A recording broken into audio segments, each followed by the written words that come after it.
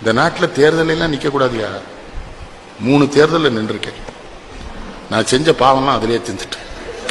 ஏன்னா எவனை கும்பிட்டேன்னு தெரியாது, எதுக்கு கும்பிட்டேன்னு தெரியாது. என்ன ராஜேந்திரன் தப்பிச்சுட்டு இல்லாமா? நீ கொடுத்து வச்சவன். ஏன் எவனையெல்லாம் கும்பிட்டேங்கிறிய? இந்த தேர்தல் நேரத்தில் ஒரு பெரிய சங்கடம் ஐயா. ஒரு முழு முட்டாப்பை தான் நமக்கு வழிகாட்டுவான். நம்ம திருக்குறள் படிச்சதுக்கு அங்க கும்பிடுமா, இங்க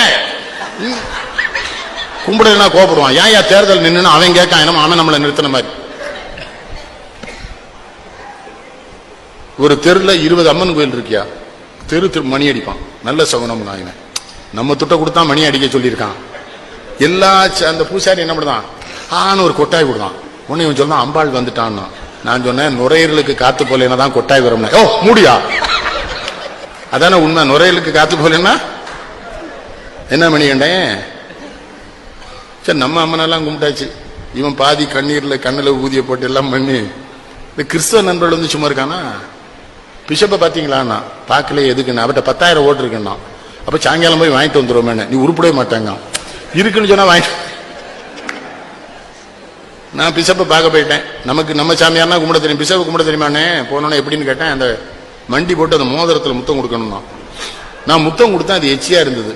பிஷப்கிட்ட கேட்டேன், என்ன சாமின்னு. அந்த வேட்பாளர் இப்போ தான் முத்தம் கொடுத்துட்டு போனான். துடைக்குன்னா நீ வந்துட்டேன்னாரு. அப்பதான் கேட்டேன், எத்தனை வேட்பாளர் வந்தான்னு. 10 வேட்பாளர் வந்துட்டான்னு. அப்போ ஓட்டு 10,000 1000 பிரிஞ்சுட்டு இது நமக்கு கிடைக்காது.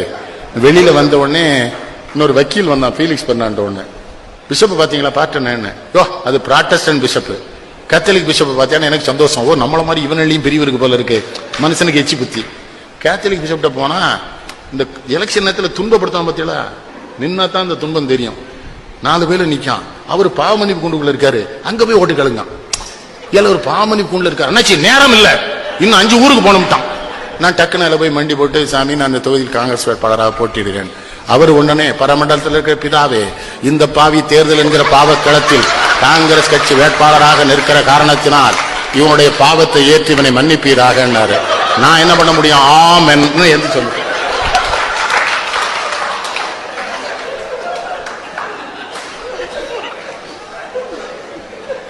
அதோட உடல் ஐயா, இன்னொரு கட்டடத்துக்குள்ள கூட்டு போனா ஒரு சின்ன லைட் எரியுது. அங்க எத்தனை பேர் இருக்கானே தெரியல. ஆம்பளையும் பொம்பளையுமா உட்கார்ந்து இருக்கான். ஏசு வருகிறார், ஏசு வருகிறார்.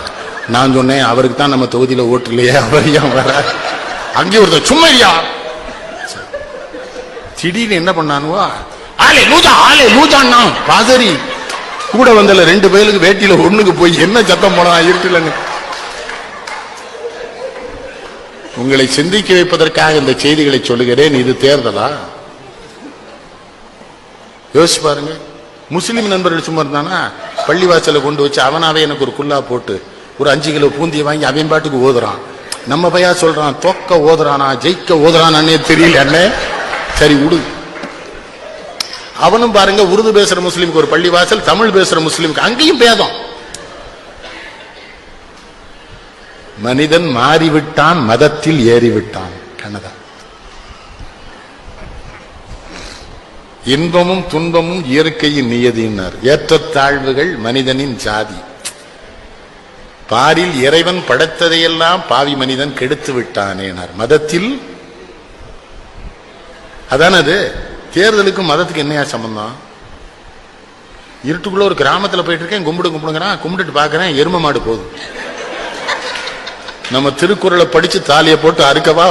இல்ல எரும மாட்டை கும்பிட விடுதே இல்லைங்க. மாட்டின் சொந்தக்காரர் எத்தனை மகிழ்ச்சி அடைவார். செருப்பால் அடிச்சிருவான். அவன் என்ன நினைப்பான்? மாட்டுக்கும் மனுஷனுக்கு வித்தியாசம் தெரியாதவே வேட்பாளரா? என்ன பாடு படிச்சுட்டானோ. ஒரு கிராமம், சின்ன கிராமம், ஊராட்சி மன்ற தலைவர் கணேசன். அவர் எப்படி இருப்பாரு?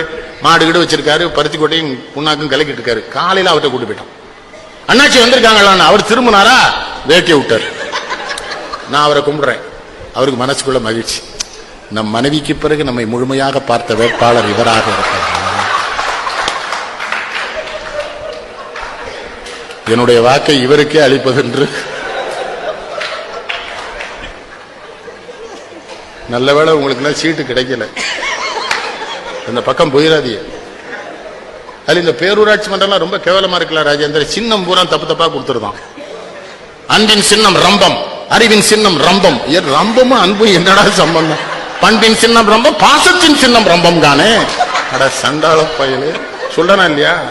அதுல அன்னைக்கு வேலூர் கிட்ட ஒரு ஊர்ல கார்ல போயிட்டு இருக்காங்க, ஒருத்தன் சொல்றான், மறந்து விடாதீர்கள் 26ஆம் தேதி அதிகாலை எழுந்து குளித்து பொட்டிட்டு சாந்திட்டு புறப்பட்டு சென்று உங்கள் பொன்னான வாக்குகளை கிணத்திலேயே போடுமாறு கேட்டுக்கொள்கிறேன். ஆஹா,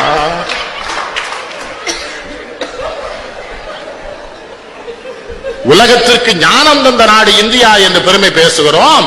ஆனா உள்ளூர்ல ஒரு தேர்தல் நம்ம இவ்வளவு கேவலப்படும்.